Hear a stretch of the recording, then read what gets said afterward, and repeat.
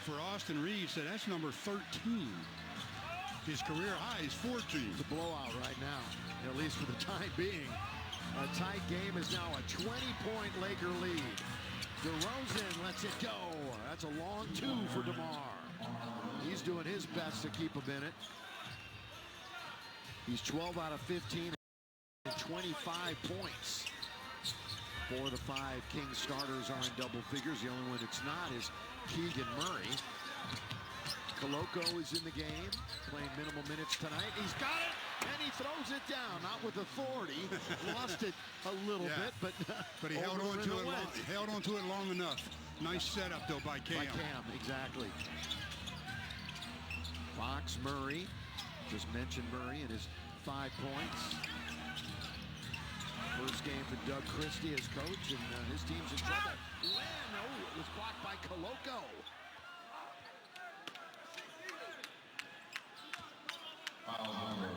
Surprised Lynn even gave a head fake. He should have just caught that and bounced up, but he didn't get the head fake, but he should have maybe.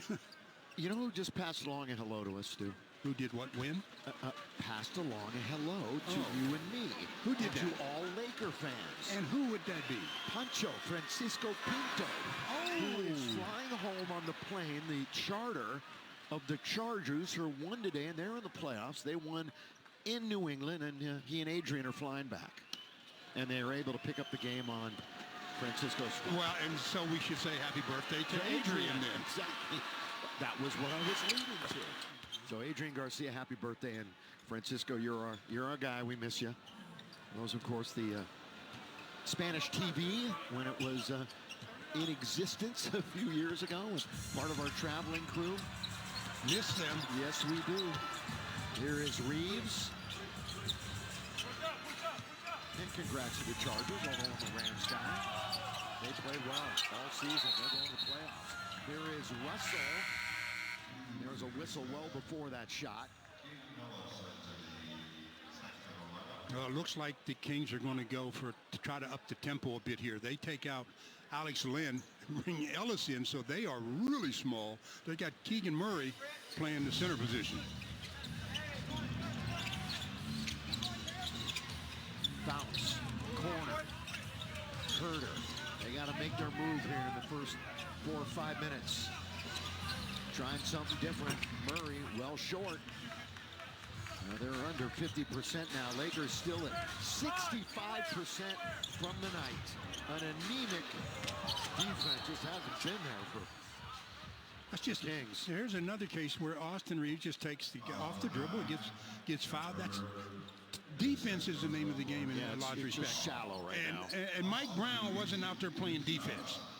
You know, I mean, yes, obviously the coach gets blamed for all of this, but when you look at the big picture, you got to go down man-to-man on your team and figure out where the weaknesses are. Yeah, well, Doug Christie is now the 8th coach under the ownership of Vivek Ranadive.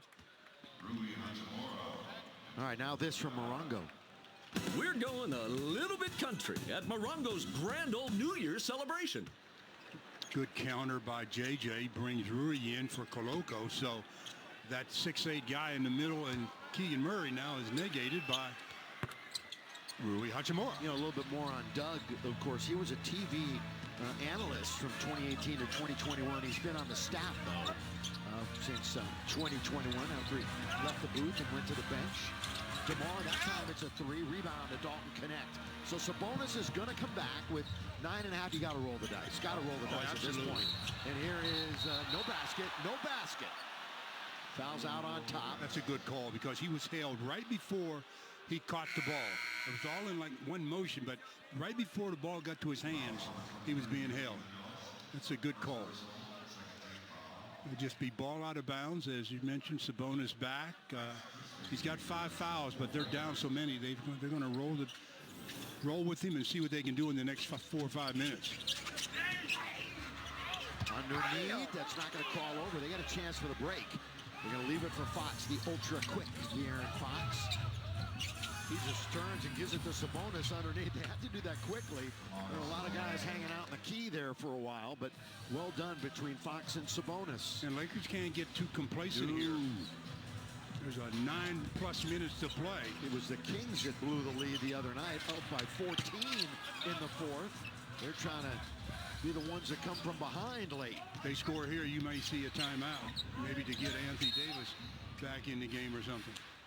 You know, the Lakers currently 4 games over 500. Their high water mark was 6 games over 500 when they were 10-4. They are 9-4 here at home, 14-7 against the West. De'Aaron Fox, pull up, got it. Again, one of 8 teams that have more road wins than at home, so they are comfortable competing and winning away from home. Russell, but they have not been a good clutch team. They have blown games that they should have won. Hachimura taken by Sabonis, and the numbers bear that out. That's Rui's first miss from the three-point line, and that one was challenged by Ellis. This is a guy, though, that has great numbers in the fourth quarter. That's Fox. The miss. Oh, how about that bounce? You talk about friendly bounce. Oh.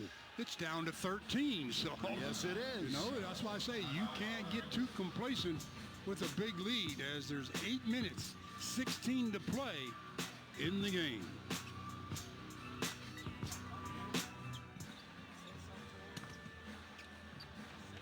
This copyrighted broadcast of the National Basketball Association may not be retransmitted, reproduced, rebroadcast, or otherwise distributed or used in any form without the express written consent of the NBA.